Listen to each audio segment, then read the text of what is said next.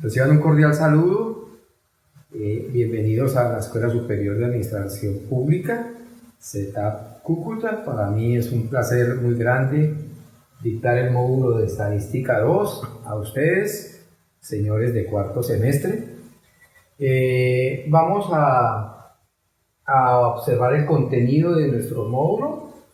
Iniciamos con una introducción a las probabilidades y luego continuamos con unas distribuciones probabilísticas que están compuestas por probabilidades discretas y continuas, y por último vemos los números índice. Son tres temas muy importantes. El primero es el que nos absorbe más tiempo porque es precisamente hablar de las probabilidades, sus generalidades, los conceptos generales, etcétera, etcétera.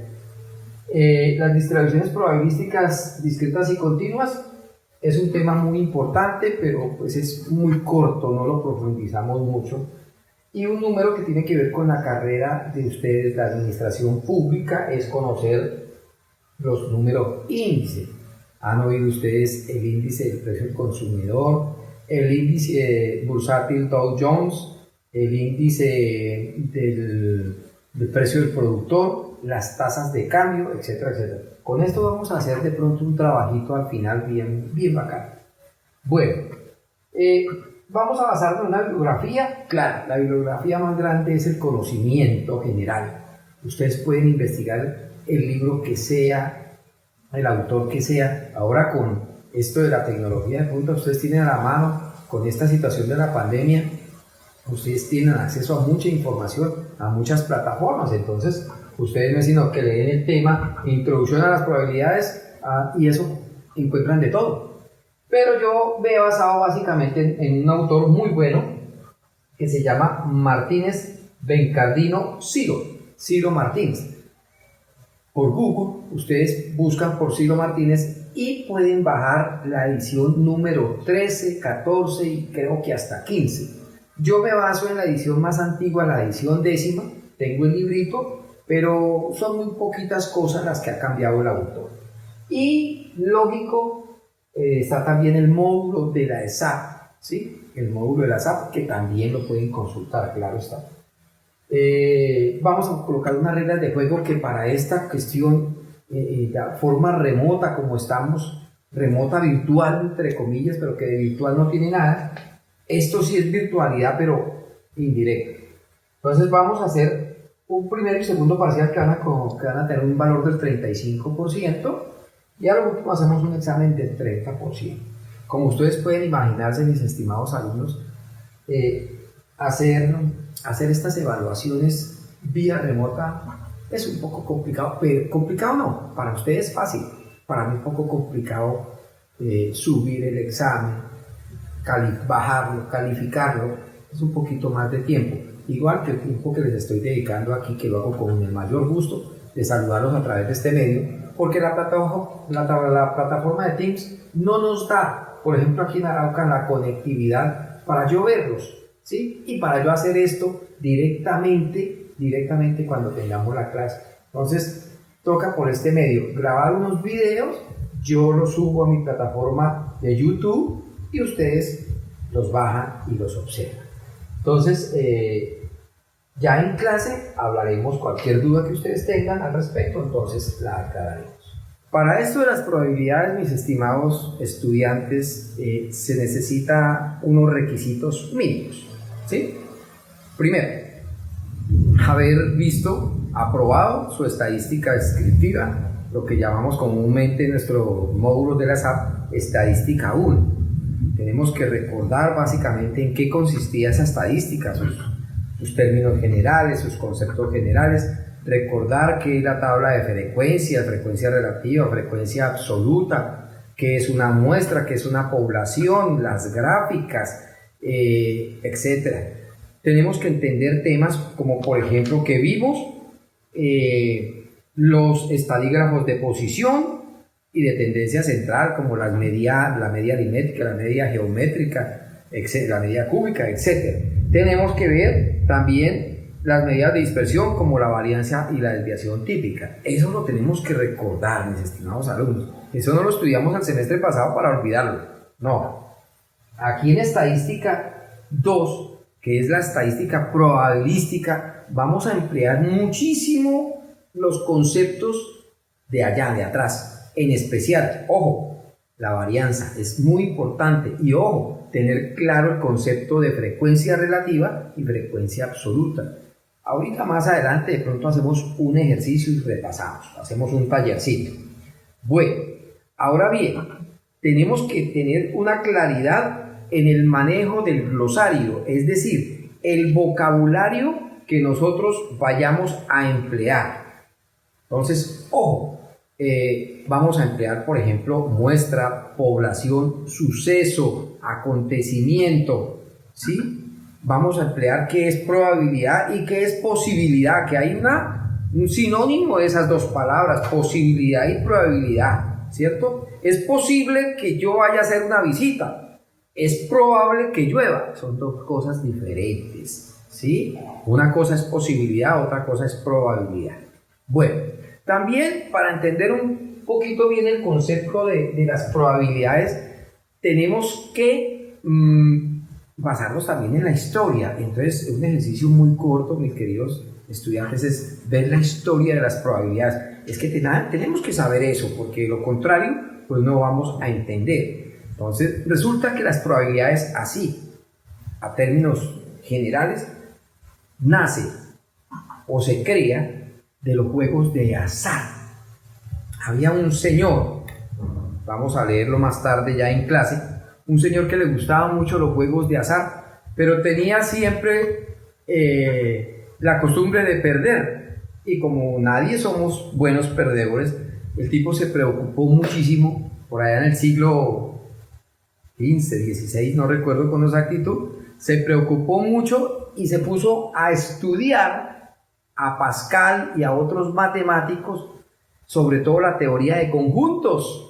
La teoría de conjuntos que tanto vacilamos y le sacamos el cuerpo a la lógica de conjuntos, conjunto vacío, conjunto unión, esas cosas que nos enseñaban en primaria, pues esa es la base de las probabilidades para que ustedes sepan. Entonces ese señor empezó a estudiar eso y le fue muy bien en los juegos del azar. Entonces cuando hablamos de juegos de azar, mis estimados estudiantes, tenemos que saber, ¿sí? Entonces, en muchas casas, en la mayoría de nuestras casas, de nuestros hogares, en Colombia tenemos, por ejemplo, una baraja española, pero hay muchas personas que no la conocen. Entonces, yo los invito a que después de que vean este video, vean, consulten al doctor Google, digan qué es la baraja española, cuántas cartas la componen, cuáles son los palos. Son 4 clases de palos, de bastos, de copa, de espada. Es decir, ahí les explican todo. ¿Por qué los invito a eso? Porque es que básicamente las probabilidades es con esos juegos de azar que vamos a practicar. Otro tipo de cartas es la baraja de póker, que tiene 52 cartas y entonces también tiene 4 palos, diamantes, corazones, tréboles, picas. No es que yo sea muy buen jugador, pero yo he jugado eso. Todos jugamos. Algunos de ustedes habrán jugado, otros no. ¿Y en cuál casa no hay un parqués? Entonces, 2 dados y jugamos parqués. Entonces, la probabilidad de que lanzar un dado, en el lanzamiento de un dado salga el número 6. ¿Cuál es la probabilidad? Eso es sencillo, pero ahí aplicamos probabilidades. Y también, además de los juegos de azar, pues en la vida cotidiana podemos jugar con probabilidades. Pero sí es importante que conozcamos la probabilidad más común. ¿Qué probabilidad tengo de que al lanzar una moneda caiga cara? Pues de eso hablaremos más adelante. Entonces, moneda, dados y barajas. Esos 4 tipos de elementos los vamos a emplear muchísimo en nuestras clases. Bueno, ahora bien, vuelvo y repito, las probabilidades están unidas a la teoría de conjuntos. Eso lo van a investigar ustedes, el doctor Google sabe mucho de eso. ¿En qué aplicamos las probabilidades? Pues mis estimados estudiantes, en las ciencias del saber, como la economía, las ciencias sociales, las ciencias físicas y en gobierno, empleamos las probabilidades. Mire que ustedes recuerdan el gran golpe bueno, mediático que se le dio cuando el ejército de Colombia rescató a Ingrid Betancourt y a los militares y a los gringos. Resulta que eso fue muy bien estudiado y aplicaron modelos matemáticos y aplicaron probabilidades. Si no hubieran aplicado eso, no hubieran llevado a cabo ese acontecimiento. ¿Qué probabilidad de éxito había y qué probabilidad de fracaso? Eso es para que lo tengan en cuenta. Entonces, en las áreas del saber como gobierno, economía, en el área social, también es muchísimo. Ahora bien, en el más sencillo, yo me voy a mandar a operar de la rodilla del doctor Juan Pérez. Lo primero que averiguo es el doctor Pérez, ¿qué tal médico es? Muy bueno. ¿Cuántas operaciones ha hecho? 100. Oh, ¿cuántos éxitos ha tenido? 3. ¿Y 97 fracasos? No, entonces yo no me mando a operar de él. Pero si ha hecho de las 100, 99 éxitos, hombre, pues yo me mando a operar de él. Ojo, esas son probabilidades que aplicamos en la vida cotidiana. Éxito, fracaso. Bueno, ¿qué otra cosa podemos hablar? Porque lo demás lo podemos ya hablar en clase. Entonces, ¿qué es la posibilidad? ¿Sí? ¿Y qué es la probabilidad? Básicamente, la posibilidad hace referencia a la comparación entre el número de resultados favorables con el número de resultados desfavorables. Esa es la posibilidad, ¿cierto? Mientras que la probabilidad, ojo, es la relación entre lo favorable y el total de casos posibles. Ojo, esa es una gran diferencia que vamos a tratarla en clase. Ojo, juega Cúcuta con Millonarios. Es posible que gane Millonarios. Bueno, qué pena, ¿no? Con ustedes, que son de Cúcuta. Pero es posible, digo yo, que gane Millonarios. ¿Sí? Pero ojo, yo puedo también decir, es probable que gane 1-0. ¿Sí? Pues las cosas son diferentes. Ya lo vamos a ver en clase. Bueno, ¿qué otra cosa hablamos? Cuando hablamos la palabra probabilidad, lo vemos como una incertidumbre, como que puede pasar o no pasar, pero la probabilidad va ligada a un suceso. ¿Y qué es un suceso? Un acontecimiento, es algo que pasa. Por ejemplo, llovió, es un acontecimiento, ¿cierto? Ganó Colombia un partido de fútbol, es un acontecimiento, ¿sí? Suceso. Entonces, cuando nos hablan de probabilidad, siempre vemos como algo difícil, algo incierto. Entonces, la probabilidad la podemos definir como el grado de certeza o de confianza de que un suceso sea favorable o desfavorable, de que algo ocurra o no ocurra, de que algo sea exitoso o que algo sea fracaso. Es el grado de certeza. ¿Y cómo adquirimos ese grado de certeza? Con la experiencia. Si yo juego varias veces un dado y voy apuntando qué número saco, entonces eso es una experiencia, varios sucesos. Y entonces yo digo, hombre, de 10 lanzamientos saqué 2 veces 6. O de 10 lanzamientos saqué 4 veces 6. Hay una alta probabilidad de que cuando yo lance un dado sea 6. Ahora, si saco muchas veces el 1, hay una alta probabilidad de que sea 1. Es decir, con las probabilidades es el grado de certeza, de confianza de que haya un éxito o haya un fracaso. ¿En dónde?